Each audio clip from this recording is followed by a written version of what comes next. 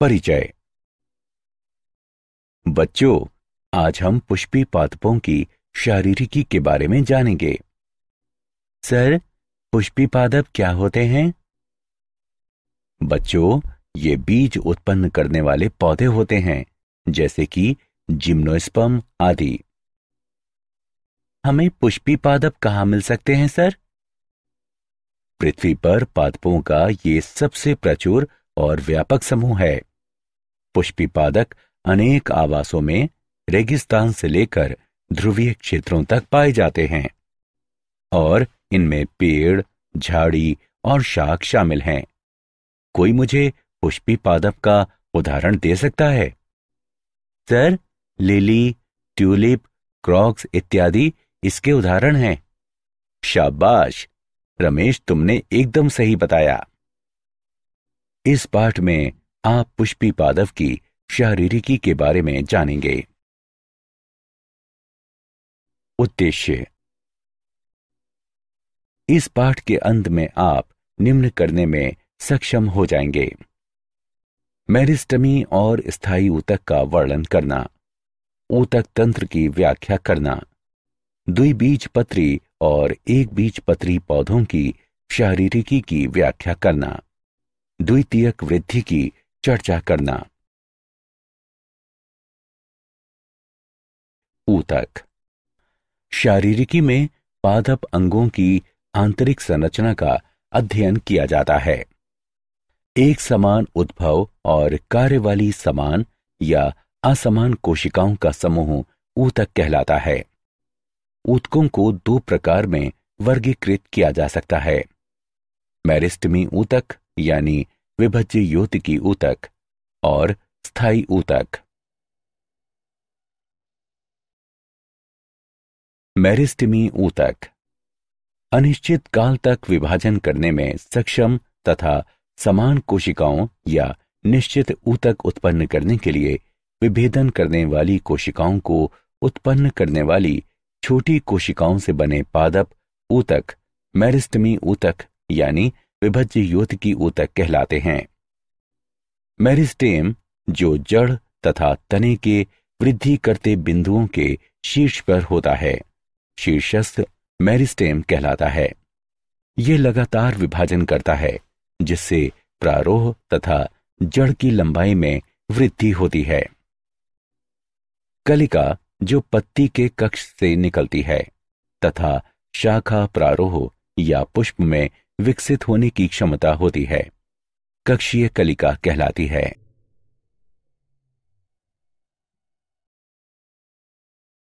मेरिस्टेमी ऊतक। अंतर्वेशी मेरिस्टम। यह शीर्षस्थ मेरिस्टेम से अलग उपस्थित होता है। यह पर्व के आधार पर उपस्थित होता है। उदाहरण के लिए घास और गेहूं में या पत्ती के आधार पर। प्राथमिक मेरिस्टेम। मेरिस्टेमी कोशिकाएं जो प्रोमेरिस्टेम से उत्पन्न होती हैं, प्राथमिक मेरिस्टेम हैं। शीर्ष मेरिस्टेम और अंतर्वेशी मेरिस्टेम दोनों प्राथमिक मेरिस्टेम हैं। द्वितीयक मेरिस्टेम या पार्श्वीय मेरिस्टेम। ये प्राथमिक स्थायी ऊतक से विकसित मेरिस्टेम हैं। ये किसी अंग के निर्माण की शुरुआत से उपस्थित नहीं होते हैं, बल्कि बाद में विकसित होते हैं और द्वितीयक स्थायी ऊतक बनाते हैं। उदाहरण के लिए जड़ों के कैम्बियम।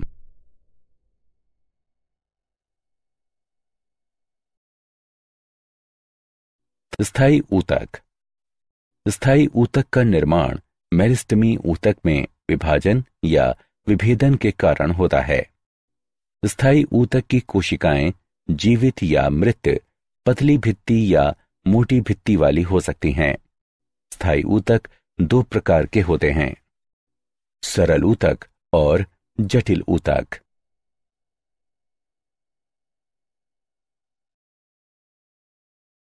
साधारण ऊतक। सरल ऊतक प्रकृति में सजातीय होते हैं और संरचनात्मक तथा कार्यात्मक रूप से समान कोशिकाओं के बने होते हैं। ये तीन प्रकार के होते हैं: पैरेन्काइमा, कॉलेन्काइमा और स्क्लेरेन्काइमा। पैरेन्काइमा। पैरेन्काइमा की कोशिकाएं जीवित मोटी भित्ति वाली होती हैं। इनमें स्पष्ट केंद्रक होते हैं। कोशिका भित्ति सेल्यूलोज, हेमीसेल्यूलोज और पेक्टिक पदार्थों की बनी होती है। कोशिकाओं में थोड़ा या ज्यादा अंतराकोशिकीय अवकाश होता है। कोशिकाएं प्रायः समव्यासी होती हैं, लेकिन लंबाकार, गोलाकार और बहुभुजीय भी हो सकती हैं।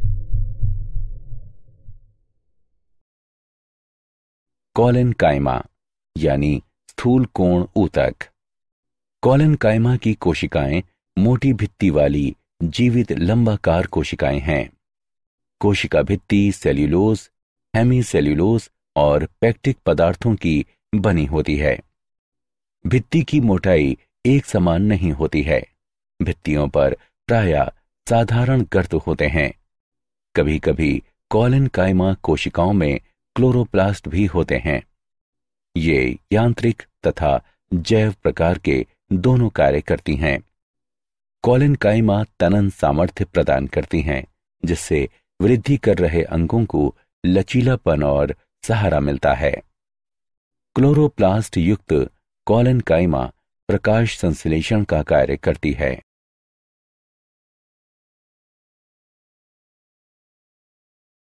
स्क्लेरेन्काइमा यानी दृढ़ ऊतक।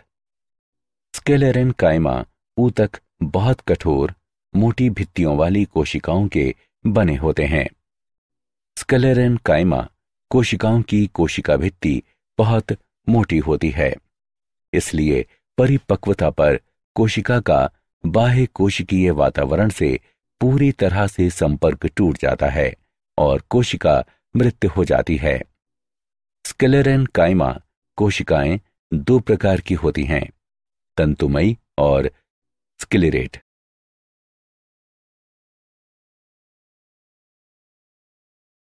स्क्लेरेन्काइमा के प्रकार। तंतुमयी कोशिकाएं लंबी, संकीर्ण होती हैं तथा दोनों सिरों पर नुकीली एवं लिग्नीभूत मोटी भित्ति होती है। कोशिका भित्ति में साधारण या परिवेशित गर्त होते हैं। स्क्लेरेट कोशिकाएं आकार में अनियमित होती हैं। कोशिका भित्ति मोटी, कठोर और लिग्नीभूत होती हैं, जो गुहिका को बहुत छोटा कर देती है। साधारण गर्त मोटी कोशिका भित्ति में पाए जाते हैं और आसान कोशिकाओं को जोड़ते हैं।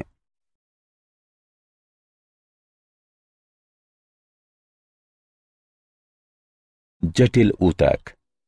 जटिल ऊतक सजीव एवं निर्जीव कोशिकाओं के बने होते हैं, जो अलग अलग कार्य करती हैं।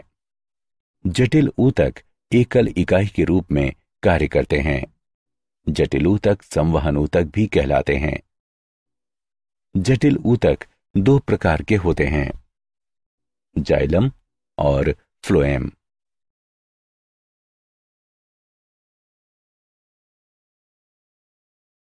जाइलम।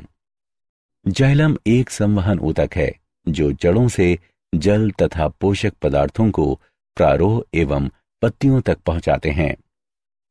जाइलम एक चालन ऊतक है और 4 विभिन्न प्रकार के तत्वों का बना होता है। वाहिनिकाएं, वाहिकाएं, जाइलम तंतु और जाइलम पैरेन्काइमा।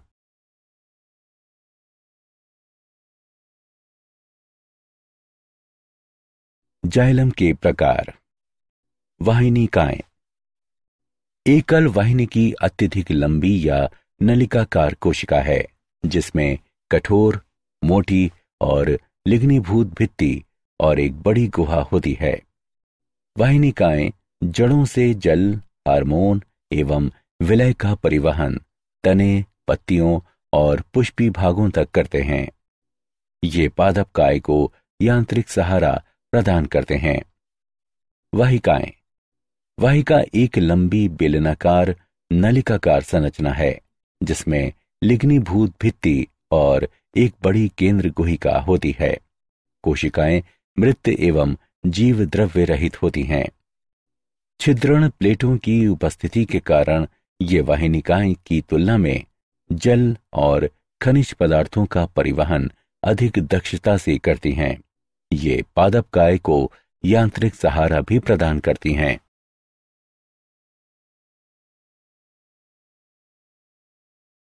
जाइलम के प्रकार।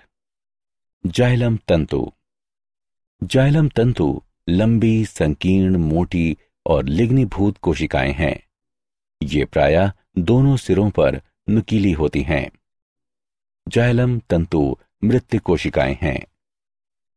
जाइलम तंतु जाइलम और पादपकाय को पूरी तरह से यांत्रिक शक्ति प्रदान करती हैं। Xylem parenchyma. जाइलम में पाई जाने वाली पैरेन्काइमा कोशिकाएं सजीव और समव्यासी होती हैं। जाइलम पैरेन्काइमा कोशिकाएं अधिकतर प्राथमिक जाइलम और द्वितीयक जाइलम में पाई जाती हैं।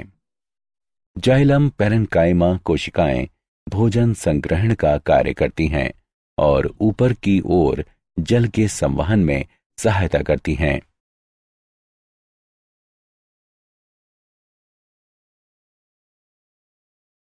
प्राथमिक जाइलम। जड़ और प्रारोह शीर्ष के प्रोकैम्बियम से प्राथमिक वृद्धि के दौरान निर्मित जाइलम प्राथमिक जाइलम कहलाता है। सबसे पहले बनने वाले प्राथमिक जाइलम को प्रोटोजाइलम यानी आदि दारू कहते हैं और ये विकृत हो जाता है क्योंकि आसपास के ऊतक लंबे हो जाते हैं। जाइलम जो अंत में निर्मित होता है मेटाजाइलम कहलाता है।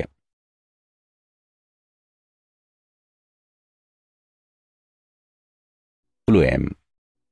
फ्लोएम भी जाइलम के समान संवहन ऊतक है जो कार्बनिक पदार्थों के संवहन के लिए जिम्मेदार है।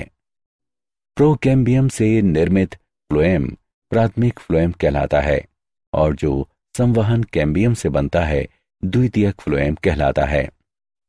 फ्लोएम 4 तत्वों का बना होता है: चालनी नलिका तत्व, सहचर कोशिकाएं, फ्लोएम पैरेन्काइमा और फ्लोएम तंतु।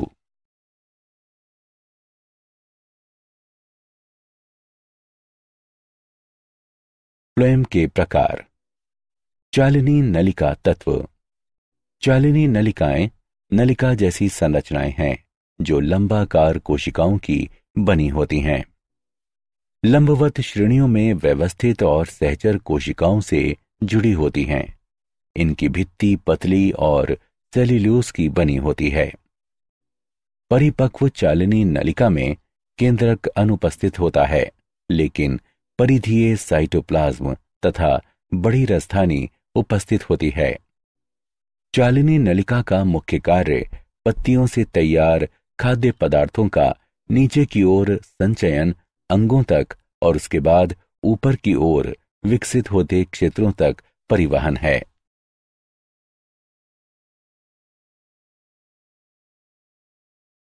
फ्लोएम के प्रकार। सहचर कोशिकाएं। सहचर कोशिकाएं विशिष्ट पैरेन्काइमी कोशिकाएं हैं। सघन साइटोप्लाज्म और सुस्पष्ट केंद्रक इनकी विशेषता है और ये एंजियोस्पर्म के फ्लोएम में निकटवर्ती चालनी नलिका तत्व के साथ सटी रहती हैं। Phloem parenchyma. फ्लोएम पैरेन्काइमा कोशिकाएं सजीव पैरेन्काइमी कोशिकाएं हैं जो आकार में बेलनाकार, उपगोलाकार या बहुफलकीय हो सकती हैं। कोशिकाओं में सघन साइटोप्लाज्म और केंद्रक होता है तथा कोशिका भित्ति सेल्यूलोज की बनी होती है। फ्लोएम तंतु। फ्लोएम तंतु अत्यधिक लंबे, अशाखित तथा नुकीले होते हैं। इनके सिरे सुई की तरह होते हैं। इनकी कोशिका भित्ति सरल परिवेशित गर्त के साथ काफी मोटी होती है। परिपक्व होने पर ये तंतु अपना जीव द्रव्य नष्ट करके मृत हो जाते हैं।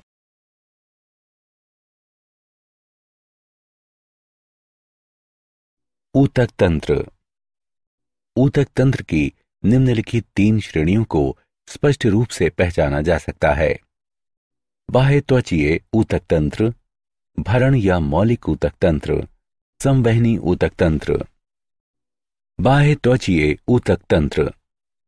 बाह्य त्वचा पादपकाय का सबसे बाहरी आवरण है जो बाह्य वातावरण के सीधे संपर्क में होता है। ये लंबी एक दूसरे से सटी कोशिकाओं का बना होता है जो बिना किसी अंतराकोशिकीय अवकाश के एक अखंड सतह बनाती हैं। बाह्य त्वचा की बाहरी भित्ति मोटी होती है और प्रायः बाह्य त्वचीय कोशिकाओं में स्रावित किए जाने वाले मोमीय पदार्थ के निक्षेपण द्वारा निर्मित क्यूटिकल द्वारा ढकी होती हैं। मरुदीभद पौधों में म्यूटिकल सबसे मोटी होती है।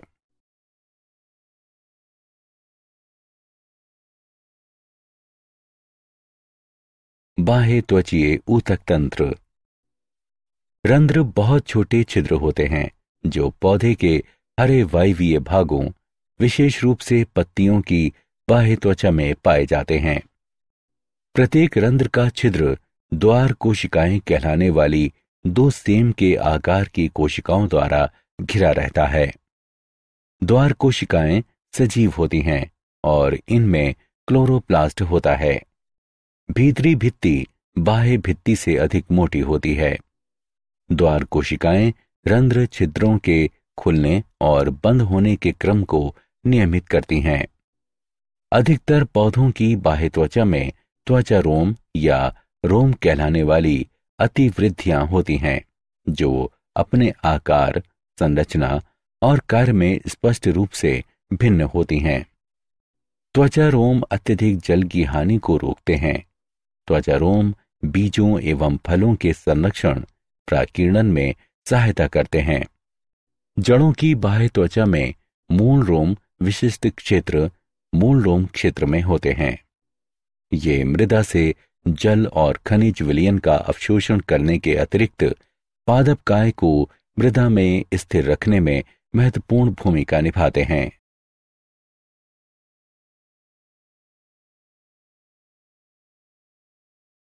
भरण ऊतक तंत्र।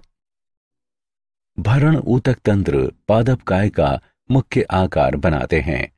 इसमें बाह्य त्वचा और संवहन बंडल को छोड़कर सभी ऊतक शामिल हैं। इस ऊतक तंत्र का प्राथमिक कार्य खाद्य पदार्थों का संग्रहण और निर्माण है। एक बीजपत्री तने में भरण ऊतक वलकुट, परिरंभ और पित्त में विभेदित नहीं होता है। द्विबीजपत्री तने, द्विबीजपत्री जड़ों और एक बीजपत्री जड़ों में भरण ऊतक वलकुट, परिरंभ और मज्जा या पित्त का बना होता है।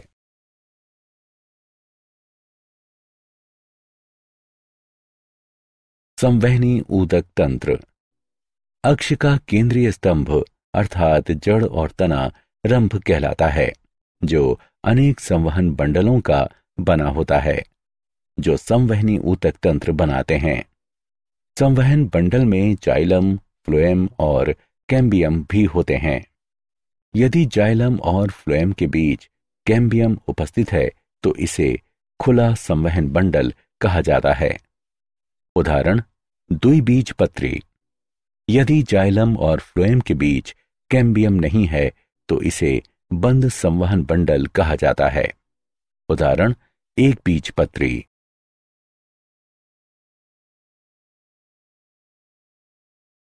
संवहनी ऊतक तंत्र। जाइलम और फ्लोएम के विन्यास के अनुसार संवहन बंडल दो प्रकार के होते हैं, अरीय और संयुक्त। जब जाइलम और फ्लोएम एकांतर तरीके से भिन्न त्रिज्या पर व्यवस्थित होते हैं तब ऐसे संवहन बंडलों को अरीय कहते हैं। जब जाइलम और फ्लोएम समान त्रिज्याओं पर उपस्थित होते हैं तो इस प्रकार के संवहन बंडल संयुक्त संवहन बंडल कहलाते हैं।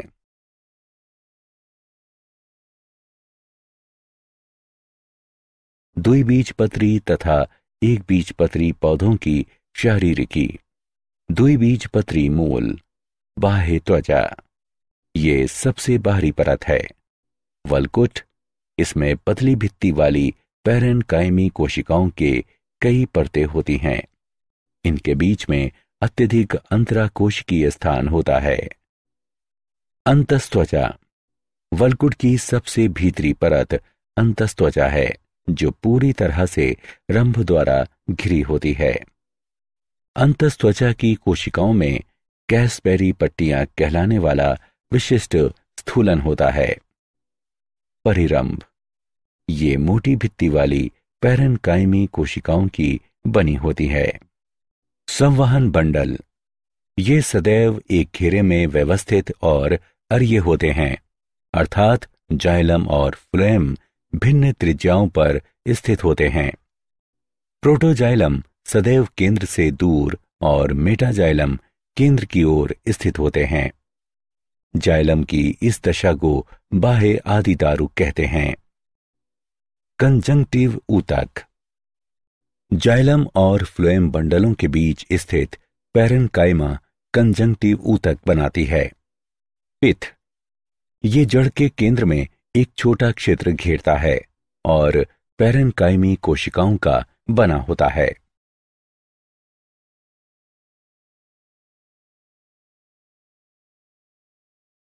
एक बीजपत्री मूल, बाह्य त्वचा, ये मूल की सबसे बाहरी परत है जिस पर अनेक रोम होते हैं। वल्कुट, बाह्य त्वचा के नीचे बहुस्तरीय पैरेन्काइमी ऊतक उपस्थित होता है जिसमें अंतराकोशिकीय स्थान होता है और ये वल्कुट है। अंतस्त्वचा, वल्कुट की सबसे भीतरी परत अंतस्त्वचा है। अंतस्त्वचीय कोशिकाएं पीपाकार होती हैं जिनमें कैसपरी पट्टियां बिल्कुल नहीं होती और भित्ति मोटी होती है। परिरंभ, यह एक पंक्ति में व्यवस्थित होता है और पैरेन्काइमा का बना होता है। संवहन बंडल, संवहन बंडल बहु आदिदारुक, अरिये और बाह्य आदिदारुक होते हैं। फ्लोएम पैरेन्काइमा अनुपस्थित होती है। कंजंक्टिव ऊतक, जाइलम और फ्लोएम के बीच स्थित पैरेन्काइमी कोशिकाओं का बना होता है। पित्त, ये बड़ी होती है तथा दूर दूर स्थित पैरेन्काइमी कोशिकाओं की बनी होती है जिसमें प्रचुर मात्रा में स्टार्च कण होते हैं। द्विबीजपत्री तना, अनुप्रस्थ काट में निम्नलिखित संरचनाएं होती हैं। बाह्य त्वचा, बाह्य त्वचा तने की सबसे बाहरी परत है। ये कोशिकाओं की एकल परत की बनी होती है और क्लोरोप्लास्ट की कमी होती है। बाह्य त्वचा पर बहुकोशिकीय रोम और रंध्र पाए जाते हैं। वल्कुट, इसे 3 क्षेत्रों में विभाजित किया जा सकता है। अधस्त्वचा, ये बाह्य त्वचा के ठीक नीचे स्थित होती है। सामान्य वल्कुट, ये अधस्त्वचा के भीतर स्थित होता है और मोटी भित्ति वाली पैरेन्काइमी कोशिकाओं की कुछ परतों का बना होता है। वल्कुट का मुख्य कार्य भोजन का संग्रहण है।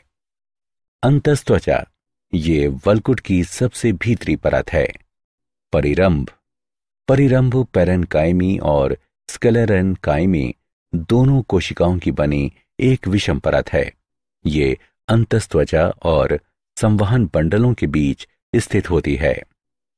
संवहन बंडल, ये अंतस्त्वचा के भीतर एक घेरे में व्यवस्थित होते हैं।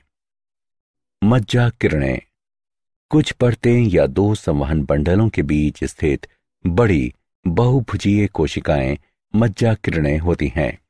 पित्त, ये कोशिकाएं खाद्य पदार्थों तथा जल का संचय करती हैं।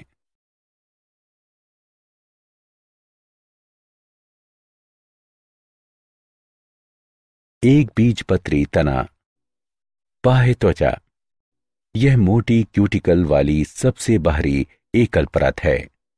बहुकोशिकीय रोम अनुपस्थित होते हैं। अधस्त्वचा, ये स्क्लेरेन्काइमी कोशिकाओं की बनी होती है। प्रायः 2-3 परत मोटी होती है और बाह्य त्वचा के नीचे स्थित होती है। भरण ऊतक, अधस्त्वचा के नीचे पैरेन्काइमी कोशिकाओं का संपूर्ण द्रव्यमान भरण ऊतक बनाता है।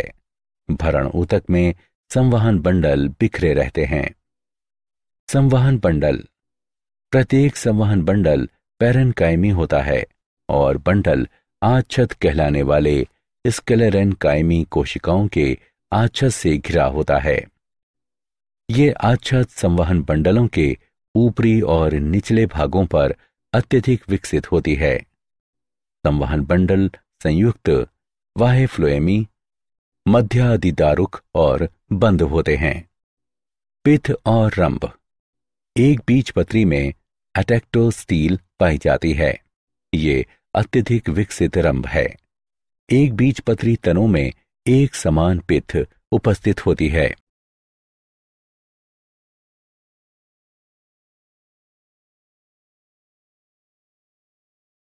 पृष्ठाधार। द्विबीजपत्री पत्ती। ऊपरी बाह्य त्वचा। ये एक दूसरे से जुड़ी एक समान स्तरीय पैरेन्काइमेटी कोशिकाओं की बनी सबसे बाहरी परत है। कोशिकाओं की बाहरी भित्ति पर क्यूटिकल होती है। रंध्र और क्लोरोप्लास्ट नहीं होते हैं। निचली बाह्य त्वचा। ये पतली क्यूटिकल वाली पैरेन्काइमेटी कोशिकाओं की एक एकल परत है और इनमें अनेक रंध्र होते हैं। क्लोरोप्लास्ट केवल द्वार कोशिकाओं में ही उपस्थित होते हैं। निचली बाह्य त्वचा गैसों के विनिमय में सहायता करती है। इस कक्ष के माध्यम से जल वाष्प की हानि होती है।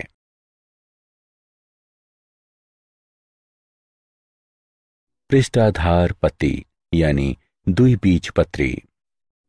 पर्णमध्योतक। ऊपरी और निचली बाह्य त्वचा के बीच स्थित ऊतक पर्णमध्योतक कहलाते हैं। ये दो क्षेत्रों में विभाजित हैं। खंभ ऊतक। कोशिकाएं लंबी होती हैं और ऊपरी बाह्य त्वचा के साथ 90 अंश का कोण बनाती हैं। इनमें क्लोरोप्लास्ट भी होता है। कोशिकाओं में अंतराकोशिकीय अवकाश नहीं होता है और वे प्रकाश संश्लेषण में भाग लेती हैं।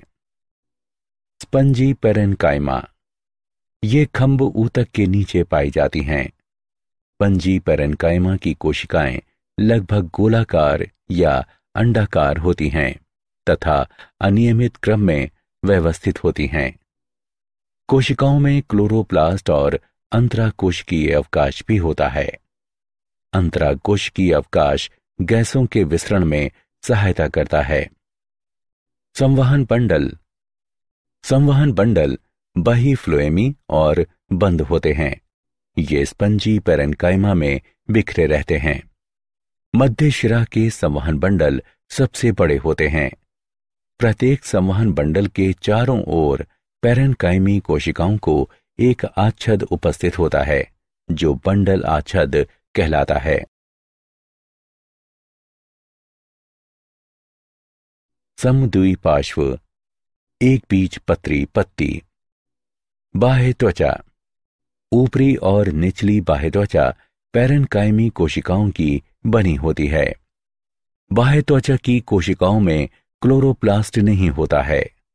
ऊपरी और निचली बाह्य त्वचा दोनों पर रंध्र उपस्थित होते हैं। द्वार कोशिकाएं बाह्य त्वचीय कोशिकाएं हैं जिनमें क्लोरोप्लास्ट होता है। ऊपरी बाह्य त्वचा में कुछ बड़ी कोशिकाएं समूहों में पाई जाती हैं जो आवर्त कोशिकाएं कहलाती हैं। पर्णमध्योतक। पर्णमध्योतक खंभ और स्पंजी पैरेन्काइमा में विभेदित नहीं होता है। ये कोशिकाएं लगभग गोलाकार होती हैं और छोटे अंतराकोशिकीय अवकाश को घेरती हैं तथा अनियमित ढंग से व्यवस्थित होती हैं। इन कोशिकाओं में क्लोरोप्लास्ट होता है। संवहन बंडल। कुछ संवहन बंडल छोटे और कुछ बड़े होते हैं। प्रत्येक संवहन बंडल के चारों ओर पैरेन्काइमी कोशिकाओं की आच्छद उपस्थित होती है। संवहन बंडल संयुक्त बाह्य फ्लोएमी और बंद होते हैं।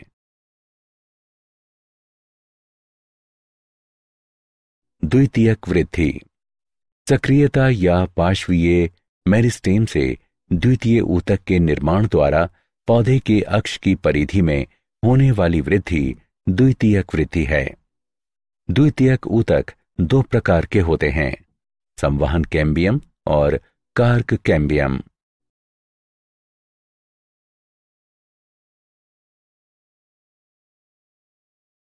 संवहन कैम्बियम। संवहन कैम्बियम एक पार्श्वीय मेरिस्टेम है जो द्वितीयक ऊतक बनाता है और जाइलम एवं फ्लोएम के बीच स्थित होता है। कैम्बियमी छल्ले का बनना।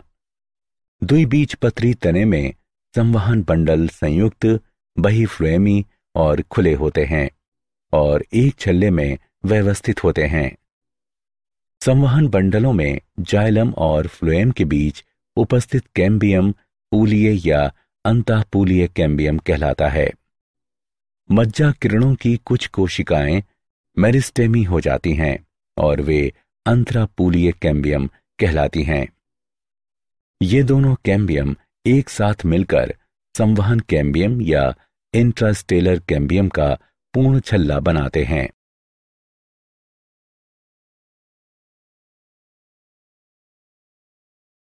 कैम्बियम छल्ले की क्रिया। संवहन कैम्बियम का छल्ला बाहरी और भीतरी दोनों तरफ की कोशिकाओं को काटता है।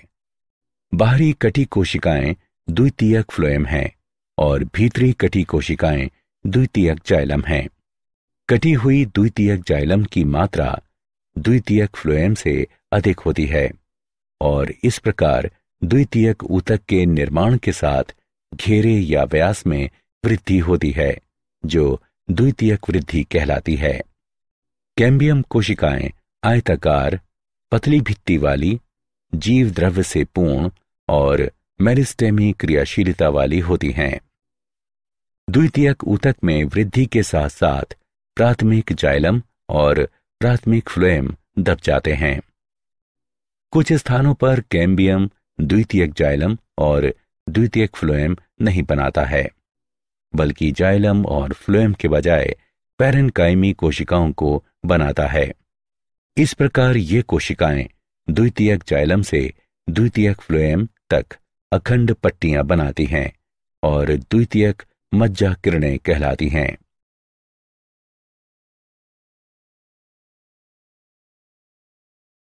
बसंत दारू तथा शरद दारू।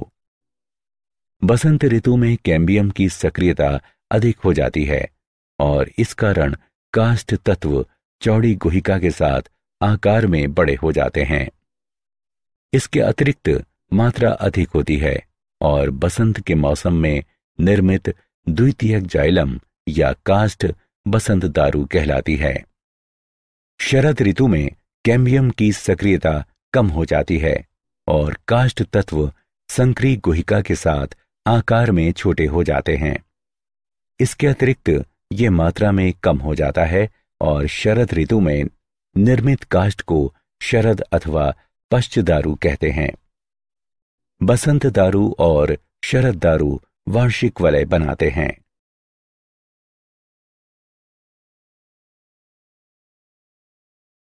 हृद दारू तथा रस दारू। काष्ठीय पेड़ों में तने के केंद्रीय भाग का रंग गहरा होता है। ये भाग रेजिन, टैनिन, गोंद के निक्षेपण और टाइलोसिस के निर्माण के कारण कठोर और सख्त हो जाता है। ये केंद्रीय कठोर, सख्त और गहरा भाग हृद दारू बनाता है। वाहिकाओं में टाइलोसिस के निर्माण के कारण हृद दारू के संवहन कार्य बंद हो जाते हैं और इसलिए हृद दारू यांत्रिक रूप से कार्य करती है। हृद दारू का उपयोग प्रायः फर्नीचर बनाने में किया जाता है। तने का बाहरी भाग हल्के रंग का और मुलायम होता है जो जल और खनिज पदार्थों का संवहन करता है और ये रस दारू कहलाता है। इस काष्ठ का उपयोग पल्पवुड, टूल हैंडल्स आदि बनाने में किया जाता है।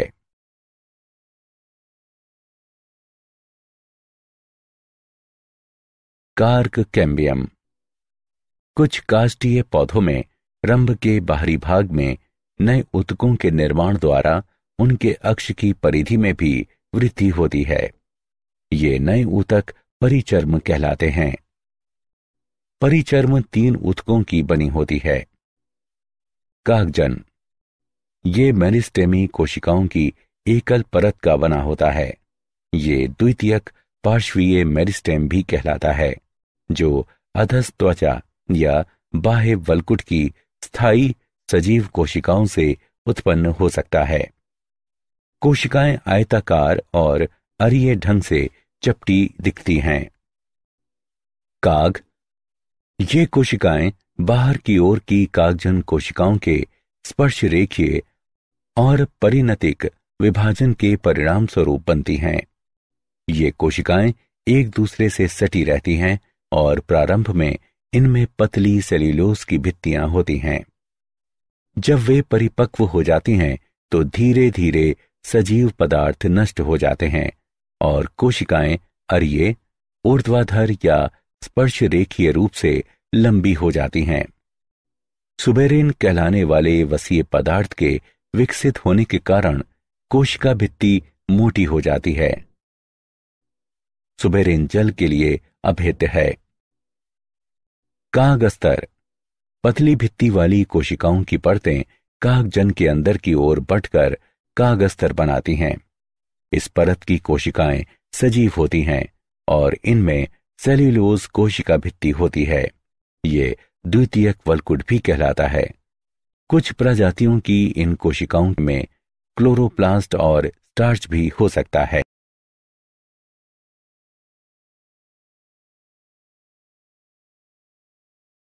छाल वल्क, संवहन कैम्बियम के बाहर की तरफ के सभी ऊतक छाल वल्क बनाते हैं।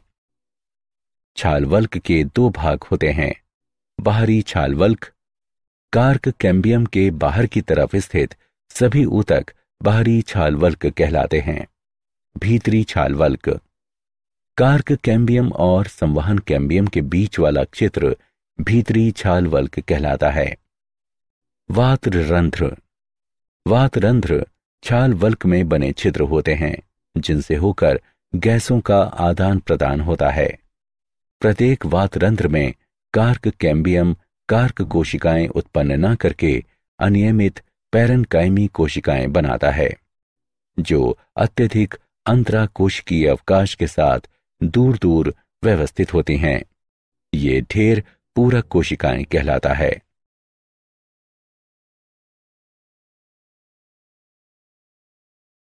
जड़ों में द्वितीयक वृद्धि, पौधों के वृद्धि करते वायवीय भागों को शक्ति प्रदान करने और जल एवं खनिज पदार्थों की जरूरतों को पूरा करने के लिए जड़ों में द्वितीयक वृद्धि महत्वपूर्ण है। एक बीजपत्री जड़ों में द्वितीयक वृद्धि नहीं पाई जाती है। ये संवहन कैम्बियम और कार्क कैम्बियम की सक्रियता के कारण होती है।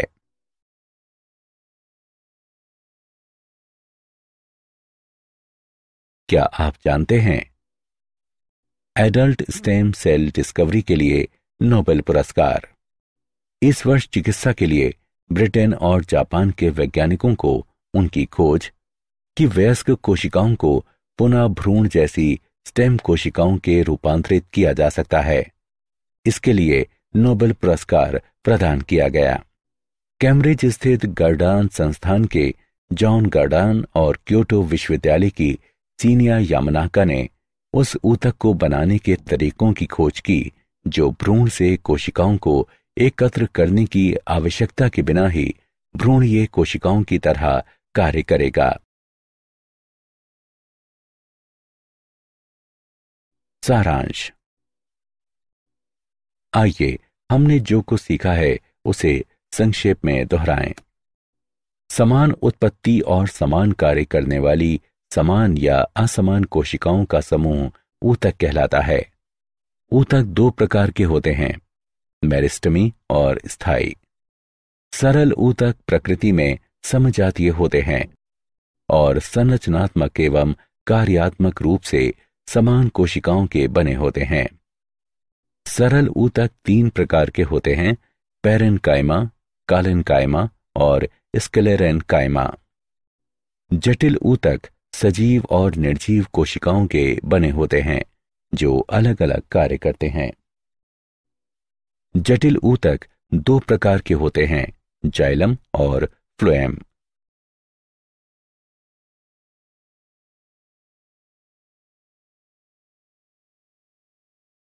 ऊतक तंत्र की तीन श्रेणियां हैं, जो बाह्य त्वचीय, भरण और संवहन ऊतक तंत्र हैं। सक्रियता या पार्श्वीय मेरिस्टेम से द्वितीयक ऊतक के निर्माण द्वारा पौधे के अक्ष की परिधि में होने वाली वृद्धि द्वितीयक वृद्धि कहलाती है। बसंत में कैम्बियम की सक्रियता अधिक होती है और शरद ऋतु में कैम्बियम की सक्रियता कम हो जाती है। बसंत दारू और शरद दारू वार्षिक वलय बनाते हैं। संवहन कैम्बियम के बाहर स्थित सभी ऊतक छाल वल्क बनाते हैं।